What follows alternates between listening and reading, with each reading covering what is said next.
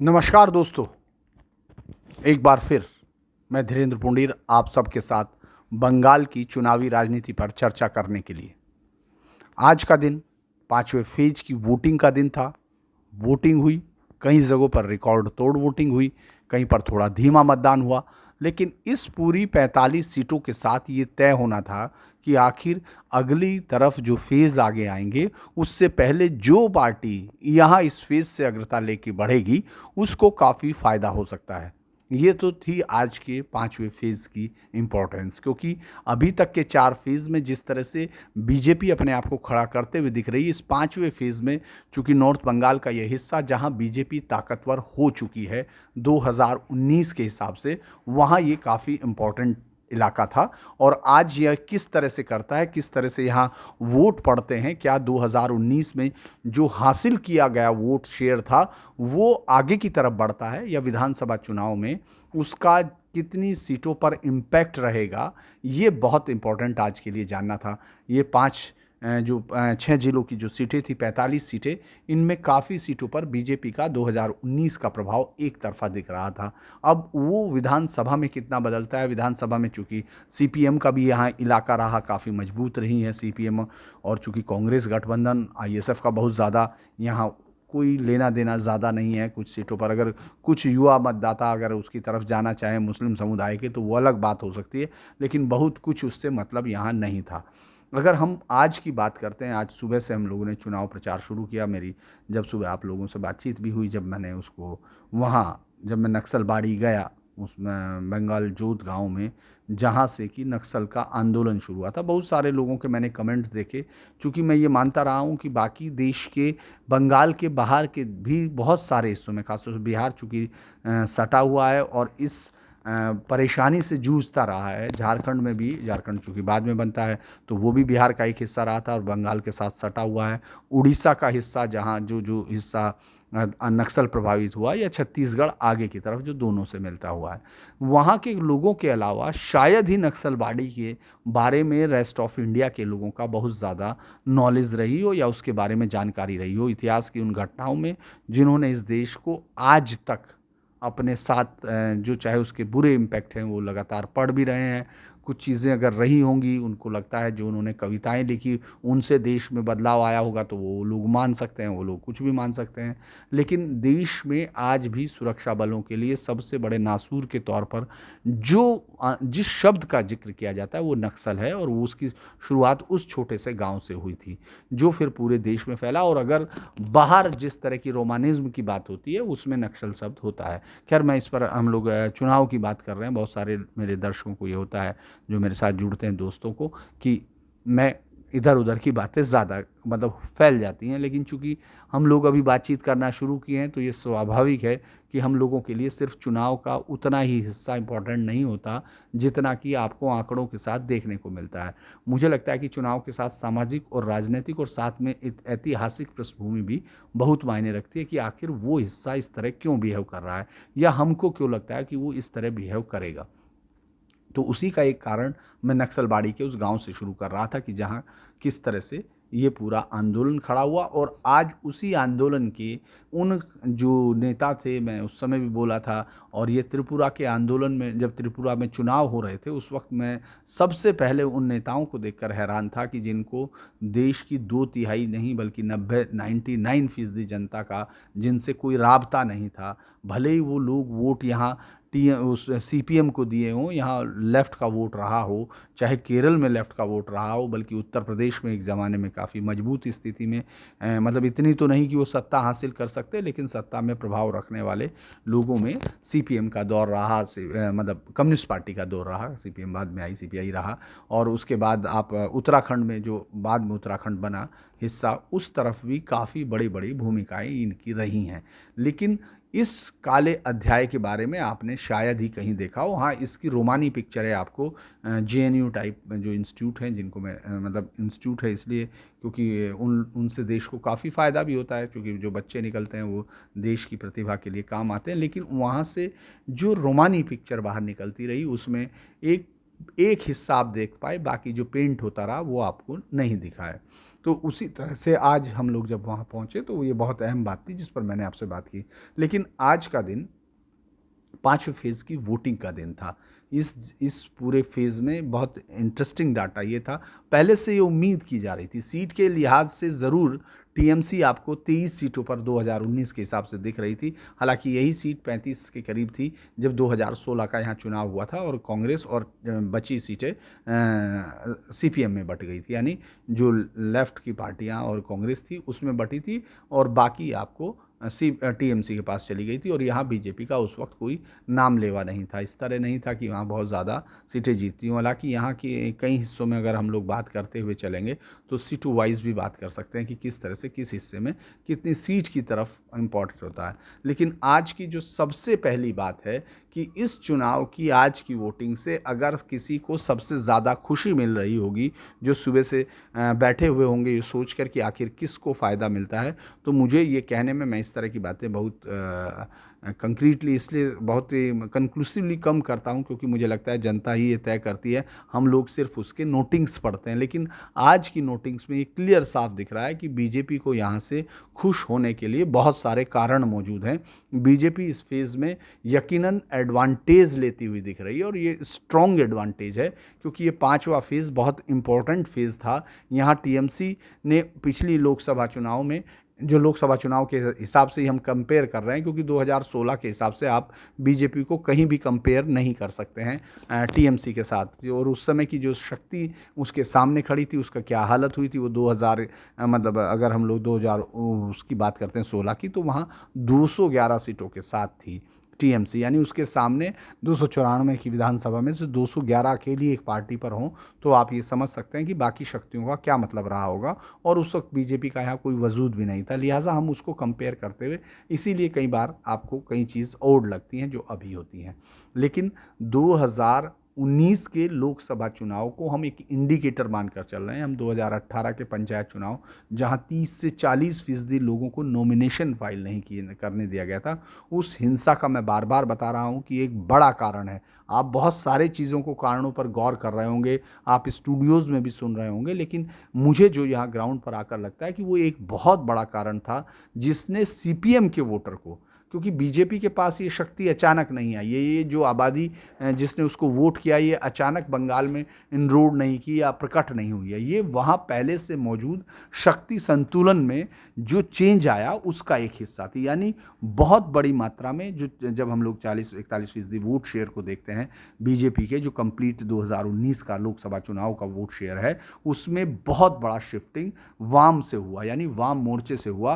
कांग्रेस बहुत दिन पहले तक रिडेंडेंट इस हिस्से में हो चुकी थी, वो सिर्फ 2-3 जिलों को छोड़ दें, लेकिन वाम कैडर के साथ मौजूद था और टीएमसी ने जिस तरह से उसको रिप्लेस किया था, उसके पास एक ग्रज भी था, उसका एक राजनीतिक लड़ाई में वो अपने आप को सीधा देख रहा था और उसको लग रहा था कि उसकी शक्ति अभी इतनी है कि वो टीएमसी की इस राजनीतिक हिंसा के उस हथियार की जो उसी ने ईजाद किया था, किसने, वाम मोर्चे ने ईजाद किया था, अब उस पर महारत हासिल करने वाली टीएमसी ने जो उन पर वापस उसका इस्तेमाल किया, तो उनको लग रहा था कि शायद वो काडर के बेस की पार्टी है और वो इसको सामना कर सकेगी। लेकिन 2018 के चुनाव में ये पूरा भ्रम टूट गया था, लिहाजा वो तमाम काडर, वो तमाम हिस्सा सीधा शिफ्ट किया बीजेपी में, क्योंकि उसको ये मालूम था कि केंद्र में और जिस तरह की ताकत है और अलग अलग राज्यों में जिस तरह से बीजेपी ने शक्ति हासिल की, उसके हिसाब से उसको यहाँ बचाव की एक भूमिका अगर कहीं लगी, ये लगा कि टीएमसी की जिस राजनीतिक हिंसा के सामने वो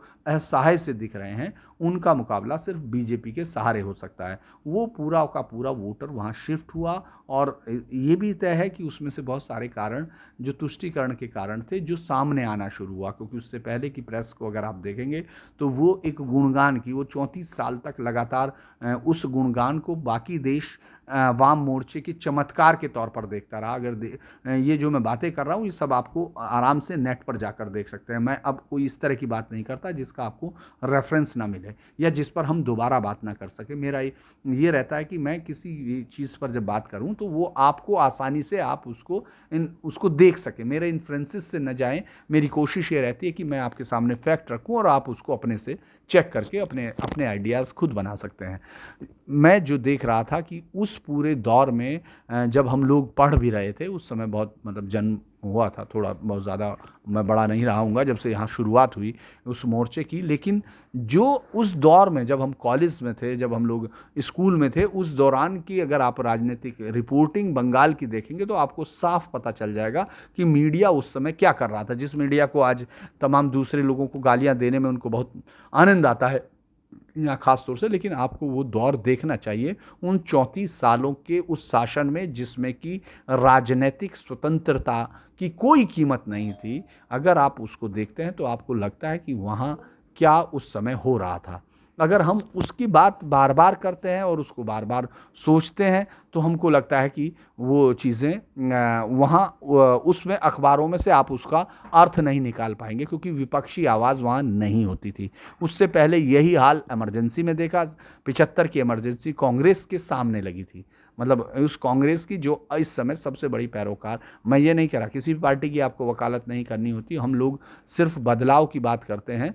तो हम लोग इस पर देखते हैं कि आखिर पहले क्या हुआ। इतिहास के बिना हम इन चीज़ों को नहीं देख सकते हैं। तो कांग्रेस ने जिस समय इमरजेंसी लगाई थी, जिस समय ये हुआ था, उस पूरे समय के जो उस समय की हमने राजनीतिक हिंसा देखी थी, उसी राजनीतिक हिंसा का फिर बाद में लगातार प्रभाव वाम मोर्चा करता रहा और वो बढ़ता चला गया।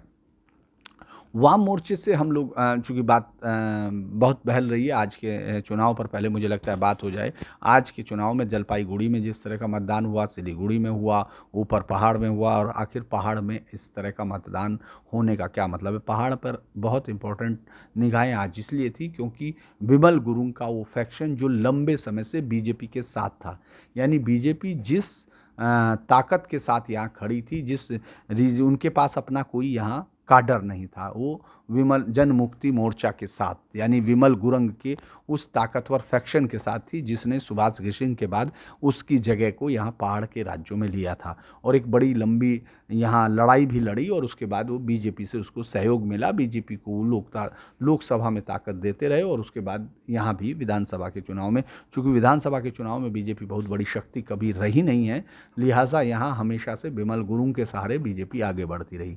लेकिन ममता बनर्जी ने पिछले साल अक्टूबर 2020 में इस पूरे सिनेरियो को चेंज किया, यानी इस समीकरण को चेंज किया, और विमल गुरुंग वापस टीएमसी के पास चले गए। टीएमसी के साथ हुआ तो बीजेपी फिर अकेली थी, और हालांकि उसने एक गठबंधन बनाया मनघिसिंग सिंह के साथ।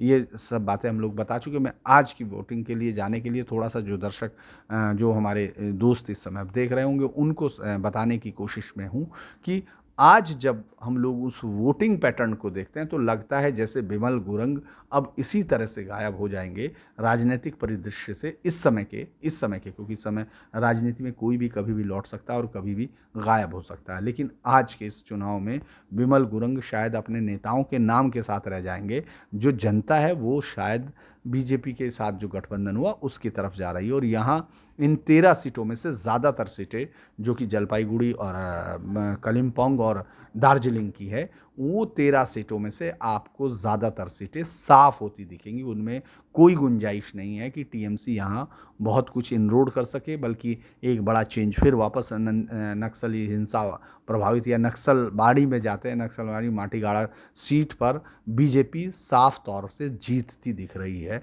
और ये सीट की जीत बहुत सारी चीज़ों को, मुझे लगता है कि बहुत सारे लोगों के जो दिल्ली में बैठते हैं और जिनको लगता है कि वो अभिव्यक्ति के वही संरक्षक हैं, यहाँ उन्होंने अभिव्यक्ति को बुलडोजर से कुचल दिया था। जो सड़क पे बनाने वाले रोड रोलर से भी ज़्यादा बुरी तरह से यहाँ कुचली गई अभिव्यक्ति को वो वहाँ जाकर बचाते हैं। और हल्ला मचाने वाले लोग जो उस समय खामोश रहते हैं जब यहाँ बहुत सारी चीज़ें हुआ करती थी। तो लिहाजा जब नक्सलबाड़ी की ये जीत होगी, चूँकि जिस तरह से ये जो मैं बातें कह रहा हूँ तो इसलिए कह पा रहा हूँ क्योंकि 2 मई को भी मुझे आपके सामने आना है, तो इसलिए मैं कोई भी बात इस तरह नहीं करना चाहूँगा कि मैं उस दिन थोड़ा गलत साबित हूँ। हालांकि अगर मैं गलत हूँगा तो उसको एडमिट करूँगा, क्योंकि मैं एक पत्रकार हूँ, मुझे ये सब चीज़ें देखनी होती हैं और मेरे अपने इन्फ्लुएंसेस आपके सामने दृढ़ता के साथ रखने होते हैं, क्योंकि मुझे देखना होता है कि मैंने क्या देखा और उसको आपके साथ शेयर कर रहा हूँ। तो उस नक्सलबाड़ी माटीगाड़ा के सीट पर इसलिए भी निगाह होगी क्योंकि यहाँ से लेफ्ट की विदाई, अभी वहाँ से कांग्रेस के विधायक है, कंटिन्यू कांग्रेस और उसका महाजूट गठबंधन के शंकर, लेकिन उसके विदा होने के साथ अगर यहाँ भगवा कलर खिलता है, चूँकि मैंने कल आपको बहुत डिटेल से समझाया था कि कितने परसेंट वोट के साथ यहाँ पिछली बार लोकसभा चुनाव में बीजेपी बहुत आगे थी। लेकिन अब इस सीट के जीतना यानी विधानसभा के अंदर जाना एक अलग बात होती है। तो वो अगर सीट जीतती है तो ये एक बहुत बड़ा पॉलिटिकल पैराडाइम का शिफ्ट होगा, कम से कम बंगाल के अंदर और बाकी देश के अंदर भी। क्योंकि मैंने जिस तरह से सुबह वीडियो में बोला भी था, कानू सन्याल ने सुसाइड किया था, यानी उस नक्सलवाड़ी आंदोलन की पूरी ताकत को और उस हिंसा को एक निरर्थक कवायद मानते हुए उन्होंने कई इंटरव्यू दिए थे और ये कहा था कि कोई पॉलिटिक्स में हिंसा जायज़ नहीं है।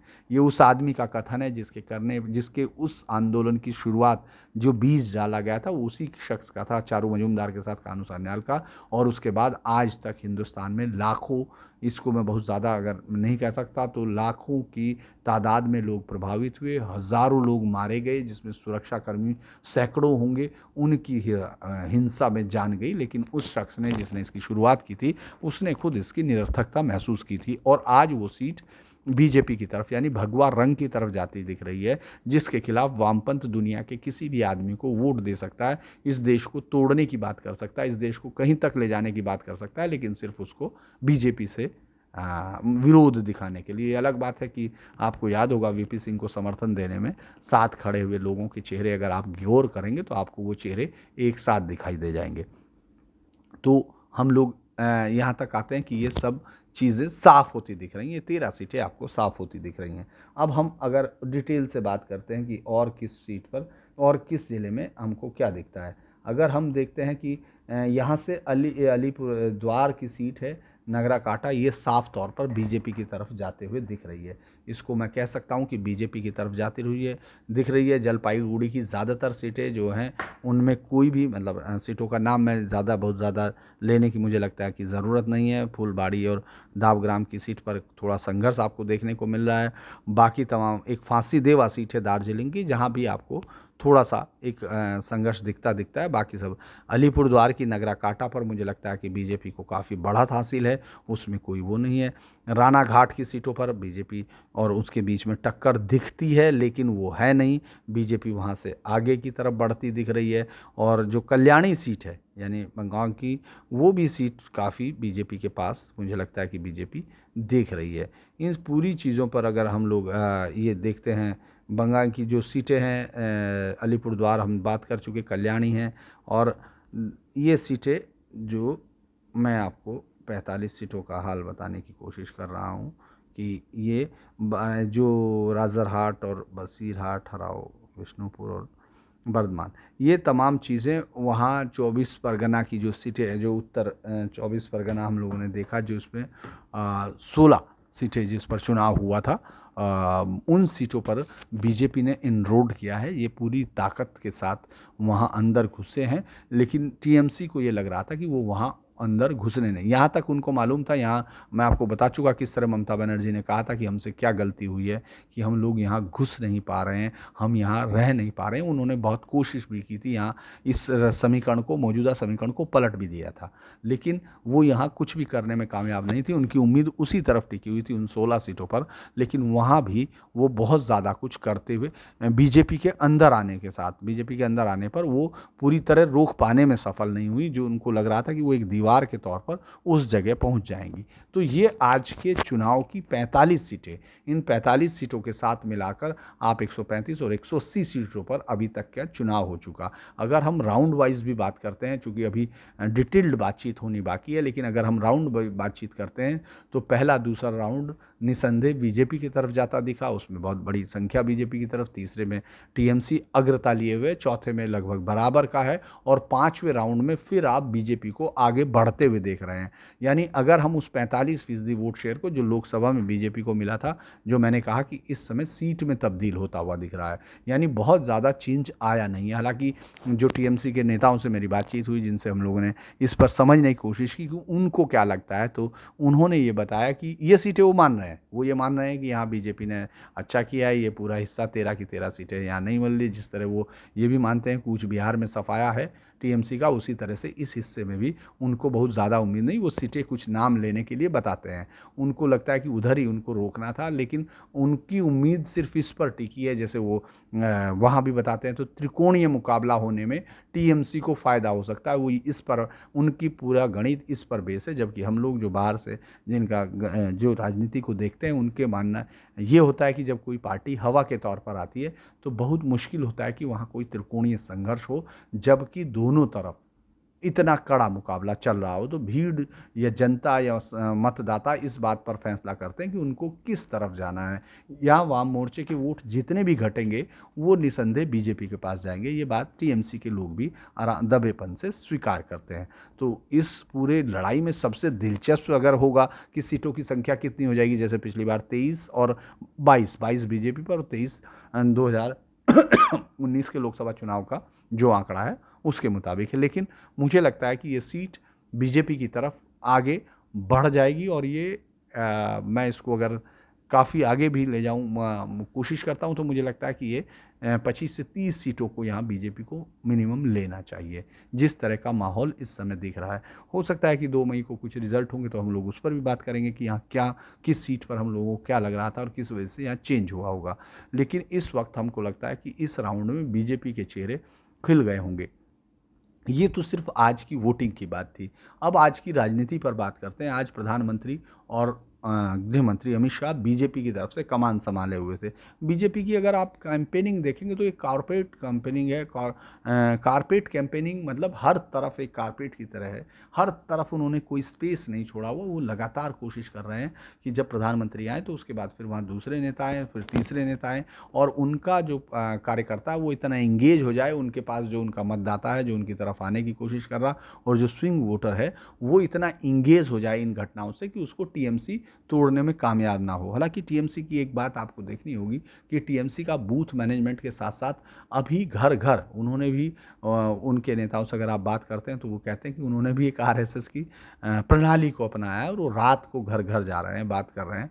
लेकिन मुझे इस बात पर संदेह दिखता है कि 2018 की घटनाओं के बाद क्या कोई एक दूसरे के एरिया में जाकर कोई रिकन्सिलेशन की बात कर रहा होगा या कोई दोस्ताना बातें कर रहा होगा। वो बंगाल की राजनीति में आज की तारीख में मुझे नहीं लगता कि ये संभव है। और अगर यहाँ सरकार बदलती है और फिर किसी और नए माइंडसेट के साथ एक नई लीडरशिप ये सोचती है कि हाँ, राजनीतिक स्वतंत्रता हर एक का वैचारिक अधिकार है और वो उसको हासिल कर सकता है और उसके बाद उस पर बात कर सकता है, तो मुझे लगता है कि तब बंगाल की राजनीति में कुछ चेंज होगा, जिस पर हम आने वाले समय में देखेंगे।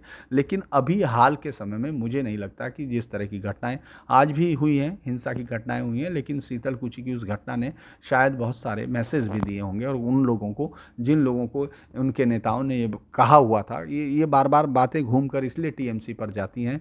बहुत सारे लोगों को लगता होगा कि एक तरफा बातचीत है, लेकिन ऐसा नहीं है, क्योंकि वो सत्ता में शामिल हैं और सवाल हमेशा सत्ता से पूछे जाते हैं, और सत्ता ही शोषण भी कर सकती है, और सत्ता ही अगर गलत तरीके से संवैधानिक शक्तियों का इस्तेमाल करे तो वही ऑपरेसर भी होती है। अगर हम लोग देखते हैं तो यहाँ टीएमसी का ही ये तमाम आप देखेंगे, चाहे वो किसी भी पार्टी पर जो अपोजिशंस में है पार्टी, यानी जो सत्ता में नहीं है, अगर उसके कार्यकर्ताओं की से बातचीत करते हैं या उनकी एफआईआर भी पढ़ते हैं जो थानों में होती हैं, तो उनमें सब में आपको लिखेगा कि टीएमसी के गुंडों ने उन पर हमला किया, टीएमसी के गुंडों ने उनको मारा, या टीएमसी के कार्यकर्ताओं ने उनको कहीं जाने से या उनको अपना संवैधानिक अधिकार को इस्तेमाल करने से रोका। तो इसीलिए मैं बार बार ये कह रहा हूँ कि ये सारी चीज़ें यहाँ दिखाई देती हैं। और 2018 की हिंसा जो एक सबसे बड़ा फैक्टर है, तुष्टीकरण की नीति दूसरा फैक्टर है, यहाँ आपको वो नहीं दिखता। यहाँ आप अगर पहाड़ के एरियों की समस्या अलग है, तराई की जिस तरह से अलग है, उन सब के बीच में भी गोरखा है, चाय बागानों के मजदूर हैं,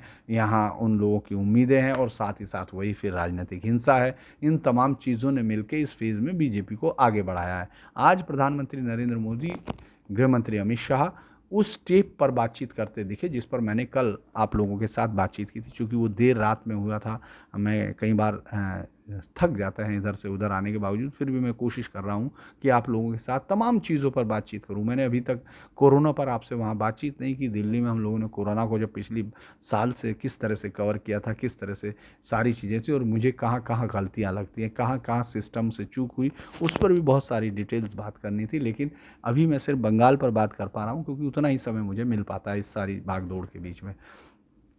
तो हम लोगों ने बात की प्रधानमंत्री नरेंद्र मोदी और गृह मंत्री अमित शाह के उस हमले की, जो उन्होंने उस टेप को लेकर किया। उस टेप, ऑडियो टेप को, जिस पर मैंने कल डिटेल से बात की, और शायद बहुत कम लोगों ने मतलब उसको, इतने सारे लोग नहीं देख पाए जितना अमूमन हम लोगों को देख रहे हैं। वो 10-12 हज़ार लोग उसको देख रहे थे। लेकिन मुझे लगता है कि वो एक आपको उस राजनीतिक, कल ही हमने ये साफ किया था कि आने वाले बाद के फेज़ के लिए ये टेप बहुत अहम होगा। चुनाव के बाद इस टेप का क्या होगा ये नहीं हो सकता, लेकिन आज अगर आप दोनों पार्टियों की रणनीति देखते हैं तो वो टेप के इर्द गिर्द बुनी रही। एक हमलावर हो रहा था तो दूसरी डिफेंसिव होते हुए उसकी और कहानी। यानी ममता बनर्जी उसका दूसरी तरफ इस्तेमाल करना चाहती हैं। वो ये कहना चाहती हैं कि किस तरह से इलीगल टैपिंग हो रही है, और वो टैप किया जा रहा है, वो एक राज्य की मुख्यमंत्री का फ़ोन टैप किया जा रहा है, और उस तरह से केंद्र एजेंसियों का गलत इस्तेमाल कर रहा है। तो उधर वो दोनों, अगर आप उन नेताओं की बात देखते हैं, हालांकि कल प्रेस कॉन्फ्रेंस में भी बीजेपी ने साफ कर दिया था कि उसके लिए ये मुद्दा बहुत बड़ा है।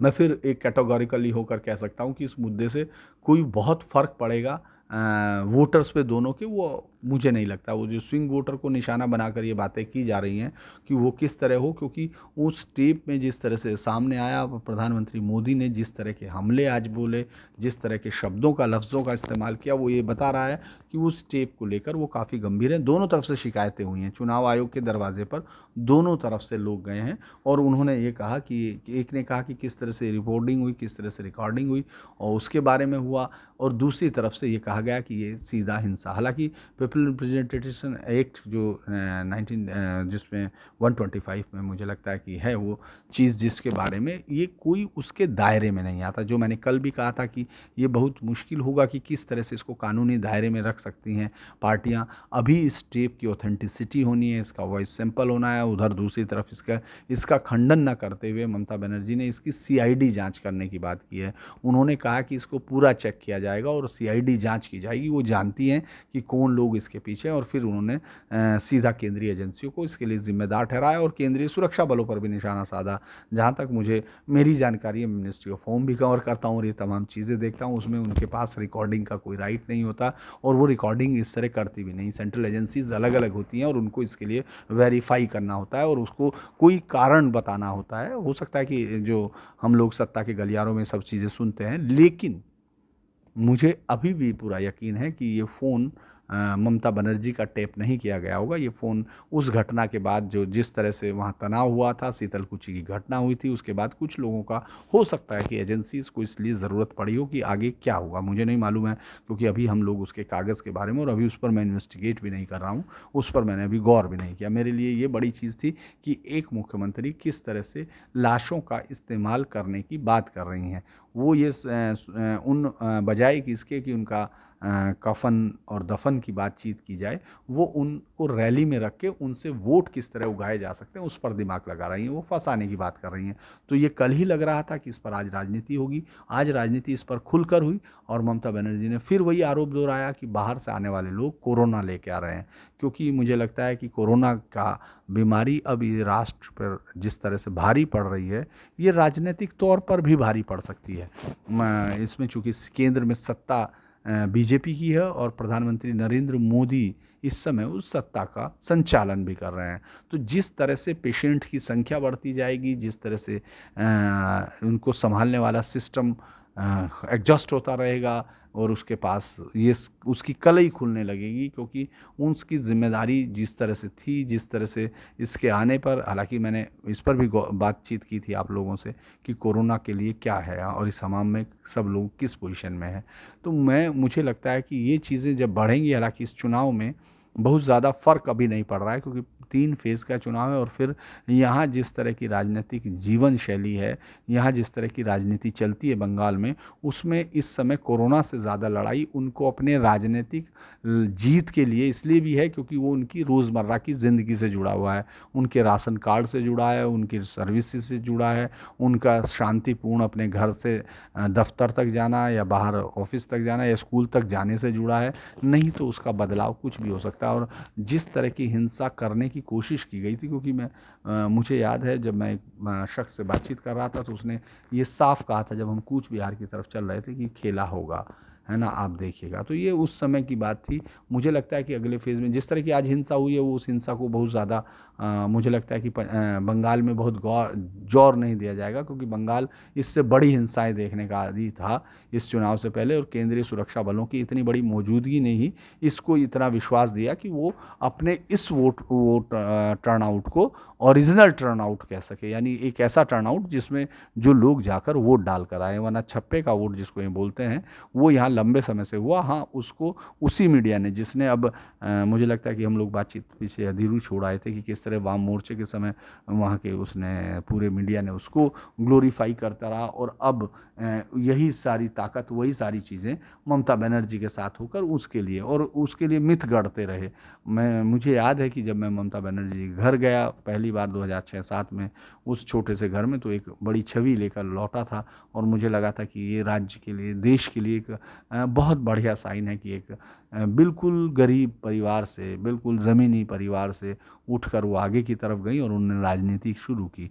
लेकिन जब मैं फिर 2014 में कवर करने आया, तब जब वो मुख्यमंत्री बन गई थी 2011 के बाद, तो उस गली के अंदर एंट्री नहीं कर पाया। उस घर की तो बहुत दूर की बात है, जिस घर में मैं 2006-07 में गया था, उनके जो वहाँ जहाँ वो रहती हैं, उस घर में गया था मैं, और अब उस गली में भी नहीं जा पाया। और मैंने ये कोशिश 3 बार कर चुका हूँ, इस चुनाव में भी, 2019 के चुनाव में और 2014 के चुनाव में। तो आप देखेंगे, अगर टीवी पर भी अगर आपको वो फुटेज दिखेगा जिसमें मैं, तो उसकी उनकी गली के बाहर, और गली के बाहर भी सड़क के बाहर करना होता है, आप वहाँ कैमरा नहीं लगा सकते। ये एक जन नेत्री हैं, और अगर आप उनके नेताओं से बात करते हैं तो उनके पास इसका बहुत ही प्यारा सा, बहुत ही मासूम सा उदाहरण है। उनका कहना है कि वो, उनकी जान को खतरा है। एक एक दिल्ली से आए हुए पत्रकार, जिनको केंद्र सरकार की तरफ से सुरक्षा जांच होने के बाद ही पीआईबी कार्ड मिलता है, यानी वो प्रधानमंत्री के किसी भी प्रोग्राम में जाने के लिए एंटाइटल होते हैं, या तमाम, जब तक कि वो स्पेसिफिक किसी कॉन्फिडेंशियलिटी के साथ ना हो, वहाँ उनके गली तक जाने नहीं दिया जाता है।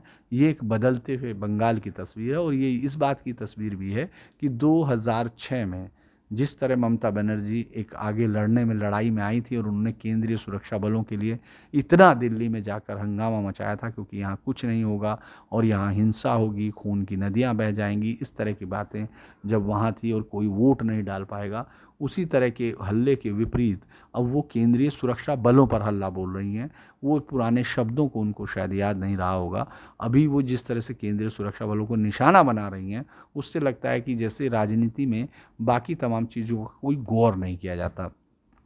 बहुत सारी चीज़ें अभी भी हैं जिस पर हम लोग बात कर सकते हैं। आज ही अगर मैंने फिर वो नक्सलवाड़ी की साथ ही छोड़ता हूँ कि वहाँ जब मैंने लोगों से पूछा, तो उन्होंने कहा कि अब उनको गन की ज़रूरत नहीं, उनकी उंगलियाँ ट्रिगर पर नहीं, उनकी उंगलियाँ ईवीएम के बटन पर हैं, जहाँ से वो सरकार बदलेंगे। तो मुझे लगता है कि ये सब चीज़ें बहुत इम्पोर्टेंट थी आज, कि इस फेज़ में किस तरह से बीजेपी आगे की तरफ बढ़ती हुई दिख रही है।